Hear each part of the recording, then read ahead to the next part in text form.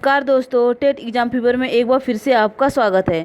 दोस्तों आज हम लोग पढ़ेंगे डीएलएड प्रथम सेमेस्टर के सामाजिक अध्ययन के महत्वपूर्ण प्रश्न राजन सीरीज के द्वारा। तो दोस्तों यदि आपको ये वीडियो पसंद आती है तो प्लीज़ ज़्यादा से ज़्यादा लाइक, शेयर और सब्सक्राइब कीजिएगा। तो चलिए वीडियो शुरू करते हैं।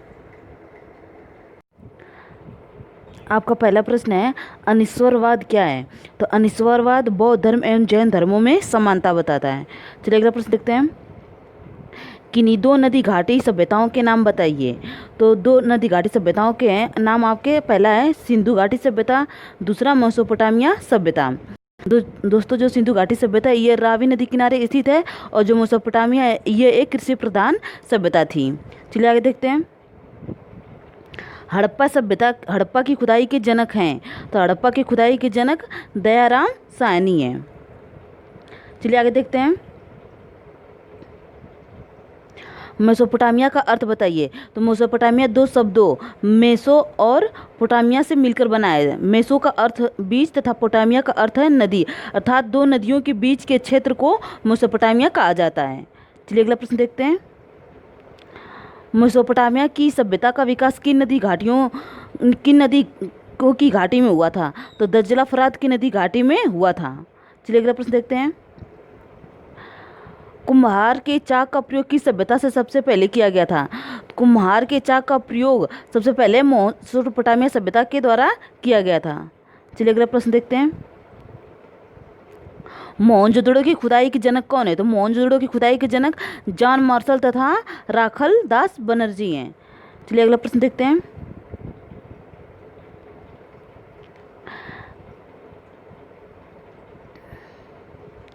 पिरामिड का क्या आशय है? तो राजाओं के मकबरे से, जो राजाओं के मकबरे होते थे उन्हें हम पिरामिड पहले कहते थे। चलिए आगे देखते हैं। फराओ किसे कहते हैं? मिस्र के सम्राट को फराओ कहते हैं। चलिए आगे देखते हैं। मम्मी का संबंध किस सभ्यता से है? तो मम्मी का संबंध मिस्र की सभ्यता से है। दोस्तों आप लोग इसको याद कर लीजिएगा, एक नंबर में ये आपसे प्रश्न बन सकता है। चलिए आगे देखते हैं। मम्मी क्या है? तो शवों के रख रखाव की कला को मम्मी कहते हैं। चलिए आगे देखते हैं। सिंधु सभ्यता के दो देवताओं के नाम बताइए। तो सिंधु सभ्यता के दो देवता हैं पशुपति और मातृ देवी। चलिए अगला प्रश्न देखते हैं। मिस्र सभ्यता के दो देवताओं के नाम बताइए। तो मिस्र सभ्यता के दो देवता हैं, आपका पहला है होरस और दूसरा ओसरिस। चलिए अगला प्रश्न देखते हैं। मेसोपोटामिया सभ्यता के दो देवताओं के नाम बताइए। तो मेसोपोटामिया सभ्यता के देवता हैं समा अर्थात सूर्य देवता, दूसरा स्तर अर्थात रक्षक देवी। चलिए अगला प्रश्न देखते हैं। पंचायती राज व्यवस्था कितने स्तर पे है? तो पंचायती राज व्यवस्था आपका 3 स्तर पे है, ग्राम पंचायत, क्षेत्र पंचायत, जिला पंचायत है। दोस्तों आप लोग इसको याद रखिएगा। चलिए आगे देखते हैं। जिला परिषद के नाम पर जिला पंचायत कब दिया गया? तो जिला परिषद के नाम पर जिला पंचायत आपका 1994 में दिया गया था। चलिए आगे देखते हैं। जैन धर्म के संस्थापक कौन थे? तो जैन धर्म के संस्थापक ऋषभ देव थे। दोस्तों जैन धर्म में कुल 24 तीर्थकर हुए थे, जहाँ से आपके प्रश्न बनते हैं सिर्फ 3 तीर्थकरों से। पहले तीर्थकर ऋषभ देव थे, और 23वें तीर्थकर पार्श्वनाथ थे, और 24वें तीर्थकर महावीर स्वामी थे। दोस्तों आपके प्रश्न इन्हीं 3 तीर्थकर से आपका जो प्रश्न ज़्यादा पूछा जाता है, तो इसको आप लोग याद रखिएगा। चलिए आगे देखते हैं। बौद्ध धर्म के प्रवर्तक कौन थे? तो बौद्ध धर्म के प्रवर्तक गौतम बुद्ध थे।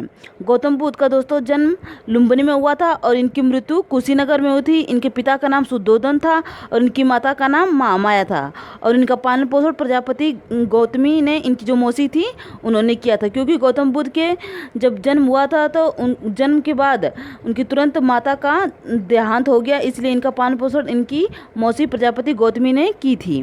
चलिए आगे देखते हैं। महात्मा बुद्ध ने अपना प्रथम उपदेश कहाँ पे दिया था? तो महात्मा बुद्ध ने अपना प्रथम उपदेश सारनाथ में दिया था। दोस्तों यहीं से आपका प्रश्न ये भी बन सकता है कि महात्मा बुद्ध ने अपना अंतिम उपदेश किसे दिया था? तो महात्मा बुद्ध ने अपना अंतिम उपदेश से अपने शिष्य सुभद्र को दिया था। चलिए आगे देखते हैं। महापरिनिर्वाण की घटना से क्या आशय है? तो महापरिनिर्वाण की घटना का आशय है बुद्ध के देवासन से। तो बुद्ध का देवासन कहाँ पे हुआ था? तो कुशीनगर में हुआ था। चलिए आगे देखते हैं। किन्हीं 2 पुराणों के नाम बताइए। तो 2 पुराण आपके अग्नि पुराण और शिव पुराण। तो दोस्तों आप लोग इसको याद कर लीजिएगा। चलिए आगे देखते हैं। जीवाश्म ग्रह कौन है? जीवाश्म ग्रह कौन है? तो चंद्रमा एक जीवाश्म ग्रह है। चलिए आगे देखते हैं। पिछल तारे या धूमकेतु किसे कहते हैं? तो सौर मंडल के छोर पे बहुत ही छोटे छोटे अरबों पिंड विद्यमान है, जिसे पुच्छल तारे कहते हैं। पुच्छल तारे पूछ हमेशा सूर्य से दूर दिखाई देता है। दोस्तों आप लोग इसको याद कर लीजिएगा। चलिए आगे देखते हैं। सूर्य ग्रहण किसे कहते हैं? तो दोस्तों इसको आप लोग को हम चित्र के माध्यम से बताते हैं। चलिए देखते हैं। तो ये आपका सूर्य है, ये पृथ्वी है, ये चंद्रमा है। दोस्तों ग्रहण लगने के लिए सबसे पहला आपका कंडीशन है कि जब तक सूर्य, चंद्रमा, पृथ्वी तीनों एक सिद्ध में नहीं होंगे तब तक ग्रहण की स्थिति नहीं बनेगी। तो दोस्तों ये महत्वपूर्ण चीज़ है, इसको आप याद रखिएगा। दोस्तों एक चीज़ और है कि आप लोगों को पता होगा कि पृथ्वी जो है सूर्य की परिक्रमा करती है। पृथ्वी जो है सूर्य की परिक्रमा करती है और चंद्रमा पृथ्वी की परिक्रमा करता है।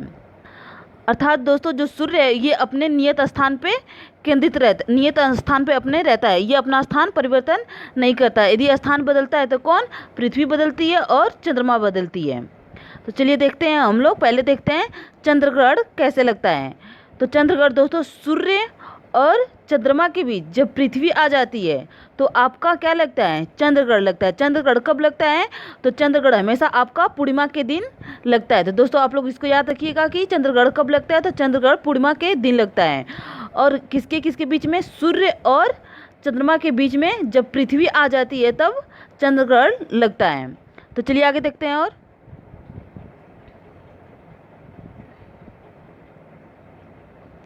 दोस्तों हम लोग देखेंगे कि सूर्य ग्रहण कब लगता है। तो दोस्तों सूर्य और पृथ्वी के बीच जब चंद्रमा आ जाता है तो आपका क्या लगता है? तब आपका सूर्य ग्रहण लगता है। सूर्य ग्रहण किस दिन लगता है? तो सूर्य ग्रहण अमावस्या के दिन लगता है। दोस्तों हमेशा आप लोग एक चीज़ याद रखिएगा कि सूर्य कभी भी अपना स्थान परिवर्तित नहीं करता है। ये हमेशा नियत रहता है। यदि स्थान परिवर्तित होता है तो चंद्रमा का परिवर्तित होता है और पृथ्वी का परिवर्तित होता है। तो दोस्तों आप लोगों ने चित्र के माध्यम से इसको समझा। चलिए हम लोग अब आगे पढ़ते हैं। सूर्य ग्रहण किसे कहते हैं? तो दोस्तों हम लोग ने अभी चित्र के माध्यम से देखा कि सूर्य एवं पृथ्वी के बीच चंद्रमा का आना ही सूर्य ग्रहण कहलाता है। सूर्य ग्रहण अमावस्या क्यों आता है? तो दोस्तों आप लोग इसको याद रखिएगा। चलिए आगे देखते हैं। चंद्र ग्रहण किसे कहते हैं? तो सूर्य और चंद्रमा के बीच पृथ्वी का आना चंद्र ग्रहण कहलाता है। चंद्र ग्रहण हमेशा पूर्णिमा को आता है। दोस्तों हमेशा चीज़ एक आप याद रखिएगा कि ग्रहण लगने का जो कंडीशन है वो सूर्य और चंद्रमा, पृथ्वी जब तीनों एक सिद्ध में नहीं होंगे तब तक आपका ग्रहण नहीं लगेगा। और जो सूर्य है वो अपना स्थान परिवर्तित नहीं करता है, हमेशा अपना स्थान परिवर्तित पृथ्वी और चंद्रमा करेगा, तभी ग्रहण लगता है। तो चलिए आगे देखते हैं।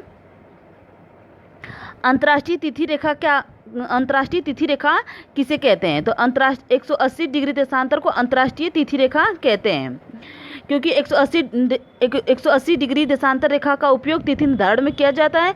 इसलिए दोस्तों 180 डिग्री देशांतर रेखा को अंतर्राष्ट्रीय तिथि रेखा कहते हैं। चलिए आगे देखते हैं। मंदाकिनी क्या है? तारों का ऐसा समूह जो धुंधला सा दिखाई पड़ता है तथा जो तारा निर्माण प्रक्रिया की शुरुआत का गैस पुंज है, मंदाकिनी कहलाता है। चलिए आगे देखते हैं। आकाशगंगा क्या है? ब्रह्मांड करोड़ों मंदाकिनियों का बना है। हमारे पृथ्वी की अपनी एक मंदाकिनी है जिसे आकाशगंगा कहते हैं। चलिए आगे देखते हैं। क्षुद्र ग्रह क्या है? तो मंगल एवं बृहस्पति ग्रहों के बीच कुछ छोटे आकाशीय पिंड हैं जो सूर्य की परिक्रमा कर रहे हैं, उसे हम लोग क्षुद्र ग्रह कहते हैं। मंगल और बृहस्पति के बीच जो कुछ छोटे छोटे आकाशीय पिंड होते हैं दोस्तों, उसे हम क्षुद्र ग्रह कहते हैं। तो दोस्तों आप लोग इसको याद रखिएगा। तो दोस्तों बस आज के लिए इतना ही। दोस्तों यदि आपको ये वीडियो पसंद आती है तो प्लीज़ ज़्यादा से ज़्यादा लाइक, शेयर और सब्सक्राइब कीजिएगा। धन्यवाद।